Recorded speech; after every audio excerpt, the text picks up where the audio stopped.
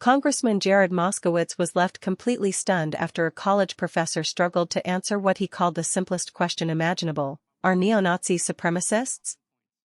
Gentleman from Florida is recognized. Thank you, Mr. Chairman.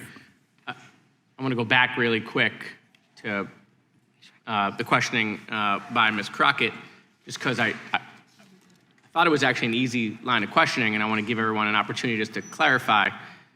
Ms. Swan, the neo-Nazis are a supremacist group, right? I know you talked about your book, but neo-Nazis are a supremacist group. May I define a white supremacist? Because I did a Cambridge University Press book, Okay. and when I did my research, I know, but Ms. Swan, I got to be honest, you're doing what the university professors did with Elise Stefanik, talking about, well, what's the definition of this and what's No, I'm giving you a definition but because you all don't have one. No, the neo-Nazis are a supremacist group. They believe they're supreme, right? That's why they wanted to put people in camps that they believed were not pure. Neo-Nazis are a supremacist group, right? I mean, this is not a trick question, Ms. Swan. I'm not trying to trip you up in the fact that you're... I would like to define a white supremacist, and when I did my research, it was white people who believed that because of their race, they were superior to other groups. But the left redefined white supremacists so that it could include any white person in this room, Ms. Swan, including hold on. That's a wonderful speech and a filibuster. No, it's true. Are neo-Nazis supremacists? It depends on which ones. They're individuals. No, I didn't ask you which ones. Some of them are plain old neo-Nazi. Ms. Swan, listen, I'm not reading your book if you literally can't answer this question. Are neo-Nazis supremacists? They're individuals. Some are, and some may be just plain old anti-Semites. No. Neo-Nazis are anti-Semites, okay? We're going to agree there. Right, okay. But they're also supremacists, Ms. Swan. Okay, if you agree. No. You don't have to take my word for it. Right, like they are. That's the whole reason they exist. But you all don't because they believe they are supreme. You all don't seem to understand that a white Who's they all? supremacist I'm not a neo-Nazi. until Who's they all? I'm a regular person asking another regular person if we can agree that neo-Nazis are supremacists. I will agree with you. Okay, I don't want you to be forced into it. I would agree with you, but I suggest you all take the time and read my Cambridge University Press book listen, that was nominated for a Pulitzer Prize. Listen, Dr. Swan, I can promise you there's no freaking way I'm buying your book. When it took 2 minutes for you to look at me and had to convince you that neo-Nazi, listen. Because I don't like the talking points. The leftist This is not a talking point. This is 100 years of history. Watch this. I'm going to show you how easy it is. Mr. Perkins, are neo-Nazis supremacists? They are supremacists. Thank you, sir. Mr. O'Neill? Yes. Okay. Dr. Swan, that wasn't a trick question for them. I wasn't trying to trip them up. I wasn't using DNC talking points. This is part of the problem. And I didn't even want to do this, quite frankly, because I'm not interested in making this stuff political. Right? I got Democratic candidates in Texas coming out yesterday and saying that Jews belong in concentration camps again. Okay? It's terrible. Like we're in real bad times. I agree.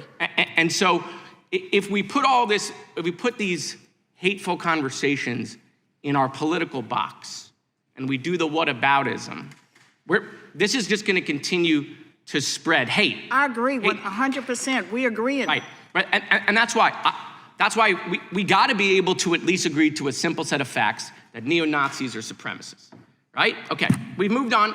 We've moved on. You're there. But you all use white supremacists as a broad statement. I didn't. Listen. I didn't say anything other than they're supremacists.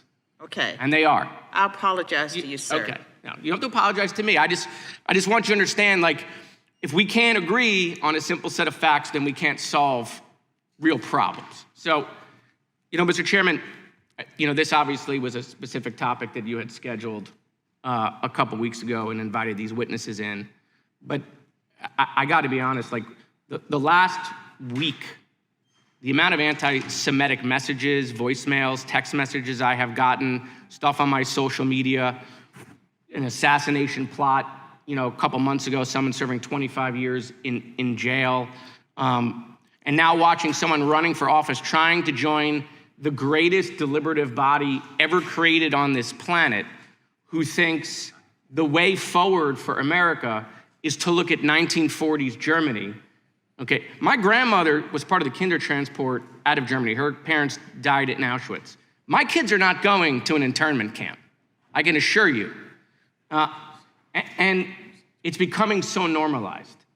It is, we've gone from, oh, there's Americans who donate to elected officials, that are AIPAC, and then it's, okay, Netanyahu, and then it's, okay, maybe we shouldn't support foreign money, and then, okay, now we're gonna call these people Zionists, and now we're at concentration camps. By the way, we got to concentration camps much faster than I thought we would get, but here we are.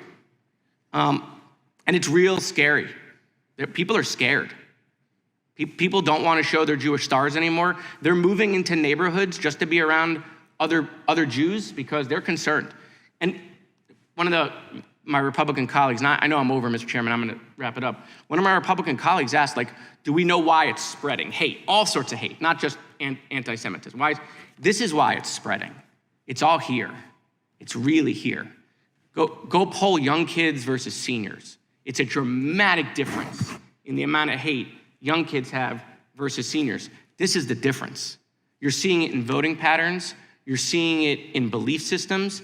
We've let foreign governments and bots just totally weaponize this.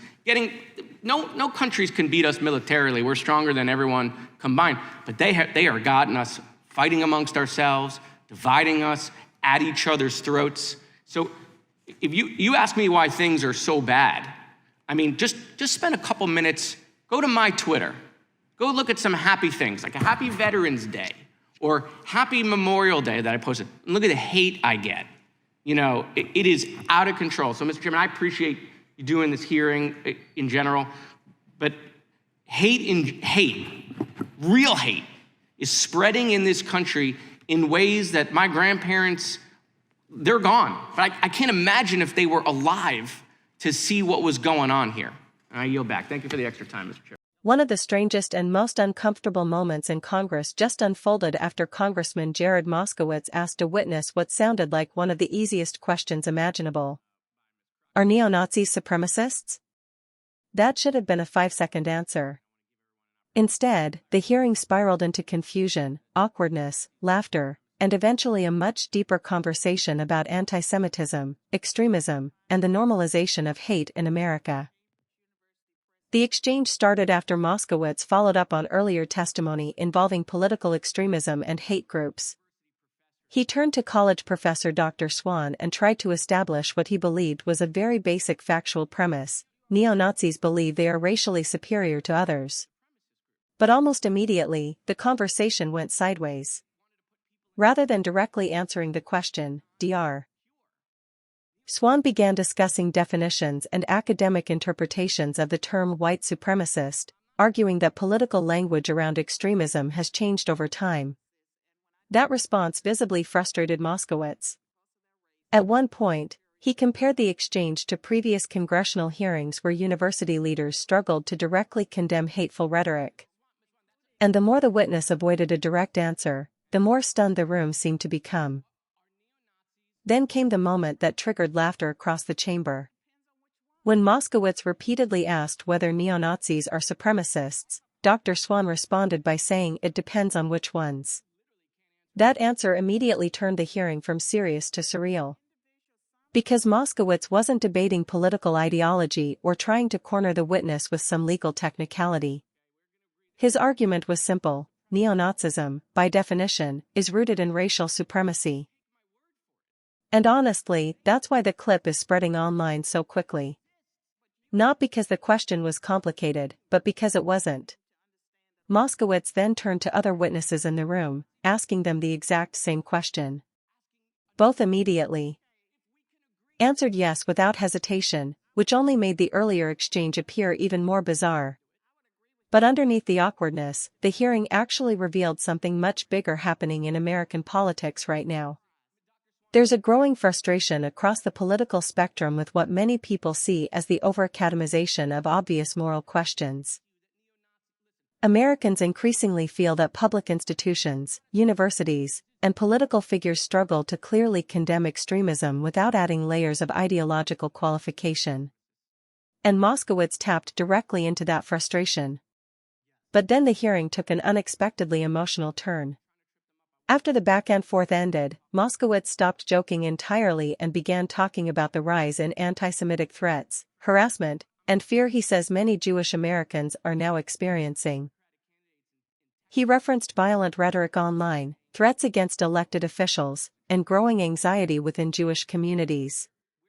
He even spoke personally about his grandmother escaping Nazi Germany through the Kindertransport while relatives died in concentration camps. And suddenly the hearing no longer felt like a viral gotcha moment. It became a conversation about whether America is becoming desensitized to extremist rhetoric in ways that once would have been unthinkable. Moskowitz argued that hateful language often escalates gradually, first through coded rhetoric, then political tribalism, and eventually into openly extremist ideas becoming normalized in public discourse. That's why he became so frustrated during the earlier exchange. To him, if Americans can't even agree that neo-Nazis represent supremacist ideology, then the country is losing its ability to identify obvious forms of extremism altogether. And whether people agree with Moskowitz politically or not, the hearing clearly exposed a deeper national anxiety. Americans increasingly feel like basic shared realities are disappearing. And once even simple facts become ideological battlegrounds, it becomes much harder for society to confront real threats before they spread further.